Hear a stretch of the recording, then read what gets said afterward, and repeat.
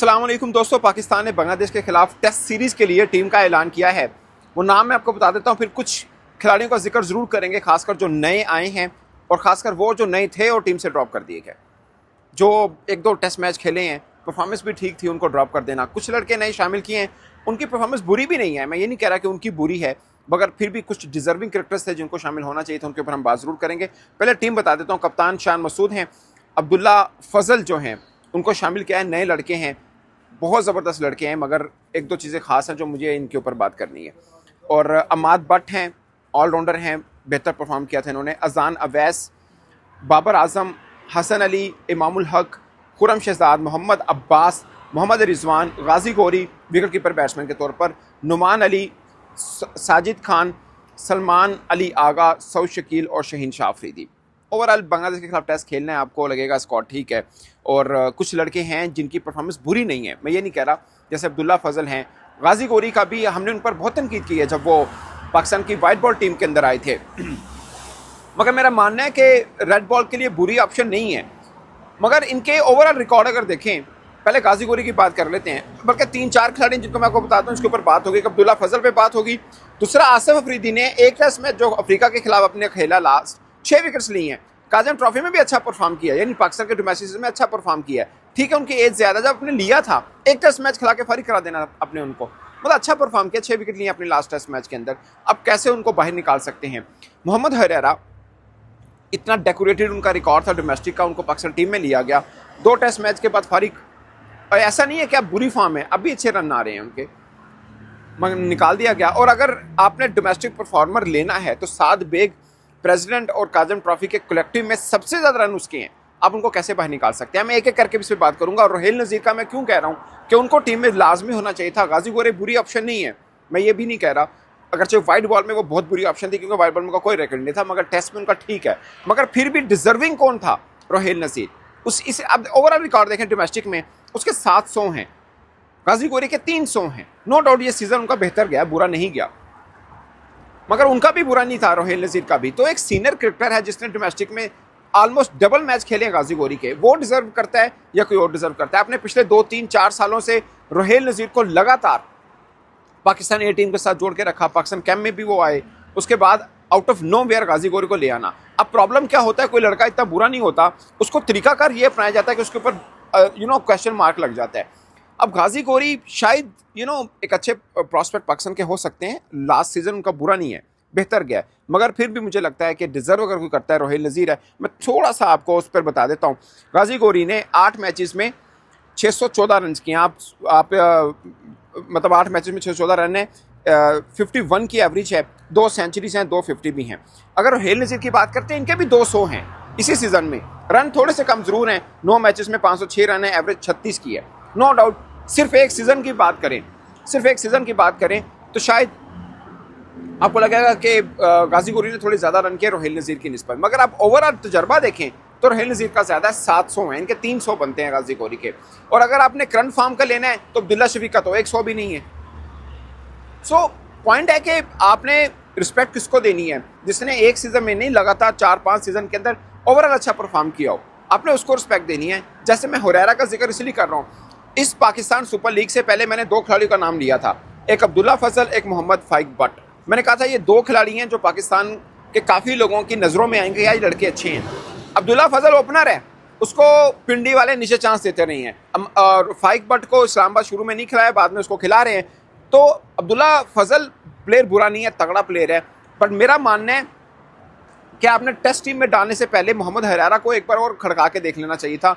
जिस लड़के ने इतना परफॉर्म किया हुआ है, आप उसको 2 टेस्ट मैच के बाद फारिग नहीं कर सकते हैं। फिर ये पाकिस्तान में हमेशा रहता है कि आप देखिए ना, आप जिसको पाकिस्तान की कैप देते हैं, क्या वो इतना हक भी नहीं रखता कि वो 8-10 टेस्ट मैच खेले और उसके बाद आप फैसला करें कि वो पाकिस्तान का फ्यूचर है या नहीं है?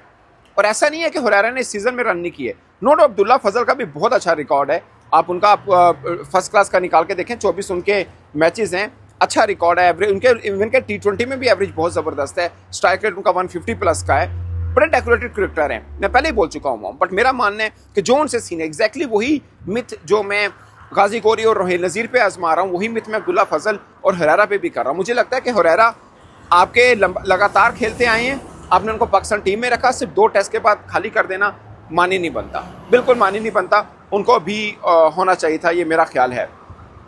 बाकी अब्दुल्ला फजल ने काजम ट्रॉफी के फाइनल में बड़ी शानदार 80+ ऑड रन की इनिंग खेली थी, 100 भी किया था। सो प्रेशर, अंडर प्रेशर वो लड़का तगड़ा खेलता है, technically he is very good. मैं बार बार उनकी तारीफ इसलिए कर रहा हूँ कि मैं ये आज से ये आपको बोल रहा हूँ कि ये पाकिस्तान का स्टार बन सकता है अब्दुल्ला फजल। बट मैं सिर्फ ये कह रहा हूँ कि हुरैरा को अपने 2 टेस्ट के बाद फारिग कर दिया, उसके बाद इनको ले आना, और फिर आप देखें ना अपने पाकिस्तान सुपर लीग में इनका यूज़ क्या किया। नो डाउट वो एक फ्रेंचाइज की मर्जी होती है, मगर एक ओपनर को कभी 5वें नंबर पे, कभी 3रे नंबर पे, कभी 6ठे नंबर पे खिला रहे हैं, वो अब्दुल्ला फजल से ज्यादा हो सकता है। अगर आप उनको लगातार ओपनर खिला रहे होते अब्दुल्ला फजल को, रावलपिंडी वाले, आप यकीन माने रावलपिंडी की वो हाल ना होती जो आज वो बनी हुई है, जो हालत उनकी बनी हुई है। सो ये थोड़ा सा वो है। ओवरऑल अगर हम अब्दुल्ला फजल की बात करते हैं, 300 हैं 13 मैचेस में, 1057 रन थे, 550 थी।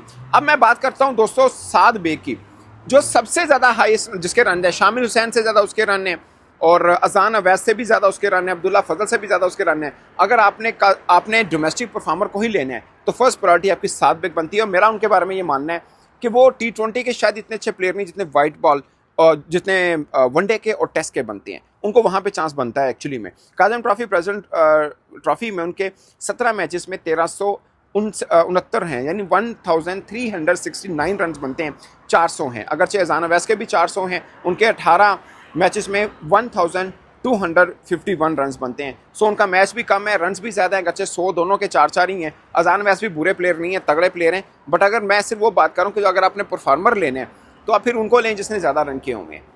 अब्दुल्ला फजल भी अच्छा प्लेयर है, मगर टॉप पे कौन है? टॉप पे आपका साद बेग बनता है। सो वो है, शायद वो कीपिंग वाली ऑप्शन में भी आपका एडजस्ट हो सकता था जो आपने गाजी गौरी को साथ में एड ऑन किया। आसिफ अफरीदी का अगर हम बात करें, अगर आपने डोमेस्टिक का लड़का लेना, आपको लगता है ये बहुत बूढ़ा हो चुका है आसिफ अफरीदी, आपने जब लिया था तब भी सब लोगों ने बात की थी कि इस एज में आप उनको ले रहे हैं, फिर ऐसा नहीं है कि वो परफॉर्म नहीं कर रहे। 59 विकेट्स उनकी भी हैं सीजन के अंदर, और आखिरी टेस्ट मैच में 6 विकेट्स उन्होंने ली थी। आप कैसे इसको ड्रॉप कर सकते हैं, कैसे? और अगर परफॉर्मर लेना है तो सबसे ज़्यादा विकेट्स अली उस्मान की हैं, 73 विकेट्स बनती हैं। मैं अगेन आपको बार बार एक बात कर रहा हूँ कि ये लड़के जो लिए हैं ये बुरे नहीं हैं। मैं उन पर तनकीद नहीं करना चाह रहा कि ये लड़के बुरे हैं, मैं ये कह रहा हूँ कि इनसे ज़्यादा डिजर्विंग कोई और हैं। मुझे ज़ात तौर पर ये लगता है, मुझे लगता है कि काजी गौरी की निस्बत रोहिल नज़ीर का हक बनता था, मुझे लगता है कि आसिफ अफरीदी को चांस मिलना चाहिए था, मुझे ज़ाती तौर पर ये लगता है। अब आप मोहम्मद अब्बास की बात कर रहे हैं, कोई बंदा ये बात नहीं करेगा, वो बहुत ही ज़बरदस्त बॉलर है, मगर इंग्लिश कंडीशन में ज़्यादा सूट करता है। बेहतर यही है कि आप उनको इंग्लिश कंडीशन में ही जब यूज़ करना तो करें। यहाँ पर अगर आपके डोमेस्टिक में जो लड़के अच्छे हैं आप उनको यूज़ कर लें। बांग्लादेश में मुझे नहीं लगता वहाँ पे ज़्यादा आप फास्ट बॉलर खिलाएंगे। और खपाने वाली बात है, अब्बास को इतना अच्छा पेस नहीं है। अगर आप थोड़ी कंडीशनिंग देखें, वो अगर देखें उनको, वो कंडीशनिंग बॉलर है, जहाँ पे सीम स्विंग अच्छा मिलता है, वो अनप्लेएबल होते हैं, इसमें कोई शक नहीं। South Africa, Australia, New Zealand, England, यहाँ पे सीना कंट्री में डाल के रखी है, मगर बांग्लादेश के खिलाफ मुझे लगता है कि शायद वो प्लेइंग 11 का उस तरह से हिस्सा भी ना बन पाए। सो दोस्तों ये है ओवरऑल। अमाद भट्ट को लिया है, 10 मैचेस में 36 आउट किए हैं उन्होंने, एक 50 भी किया है, 297 रन हैं उनके, 19 की एवरेज है। सो बेहतर है ये। सो ये वाला मामला है दोस्तों। मैं हमेशा पाकिस्तान क्रिकेट को लेकर एक बात करता रहता हूँ कि टैलेंट बुरा नहीं है, लड़के बुरे नहीं हैं, उनको फेयर चांस नहीं मिलता। ये जो फेयर एलिमेंट डाल दिया जाता है ना टीम में, ये बड़ी तबाही होती है। अब हुरैरा 2 मैच के बाद बाहर हो गया, अब्दुल्ला फजल को ले लें, उसको भी डर लगेगा कि अगर मैं 2 मैच में परफॉर्म ना किया तो मुझे भी बाहर कर देंगे, क्योंकि मिसाल उसके सामने है। सो ये मिसाल गलत कायम नहीं करनी चाहिए। इस पर दोस्तों अपनी राय कमेंट की सूरत में जरूर बताएगा। मेरी तरफ से इतना है, इजाज़त दीजिए, अल्लाह ने के बाद।